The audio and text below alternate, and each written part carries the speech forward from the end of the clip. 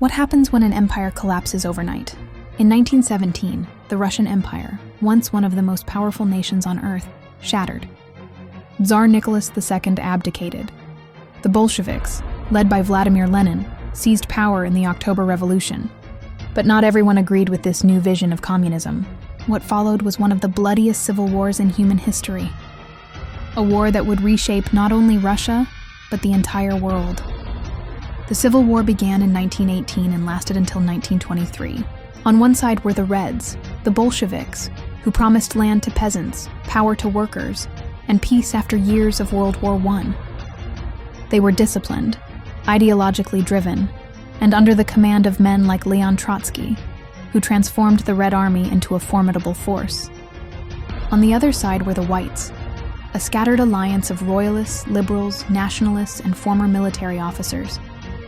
They wanted to restore order, but their vision of Russia's future was fractured. Some wanted a return to monarchy. Others wanted a Western-style democracy.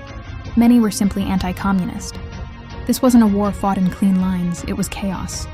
Battles stretched across vast regions, from the icy tundras of Siberia to the steppes of Ukraine, from the Baltic to the Pacific. Armies rose and fell. Foreign powers like Britain, France, Japan, and the United States intervened, hoping to crush communism before it spread. But their presence only added to the fire. Civilians suffered the most. Entire towns were reduced to rubble. Famine, disease, and executions claimed millions. Pogroms against Jews, especially in Ukraine, killed tens of thousands. Villagers were forced to choose sides, or were slaughtered by both. This was not just a civil war, it was a war of survival. By 1921, the tide had turned. The Red Army had grown stronger, more organized. The White movement was collapsing under its own weight, plagued by infighting and corruption. One by one, the last White strongholds fell. By 1923, the Bolsheviks stood victorious, but the victory came at a price.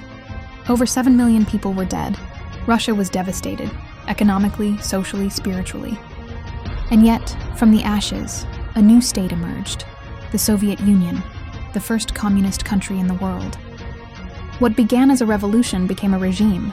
The Russian Civil War wasn't just a national conflict. It was a warning of what happens when ideology becomes a battlefield. A land of poets and peasants became a land of prisons and purges. So here's a question for you. Can a revolution born in blood ever bring true peace?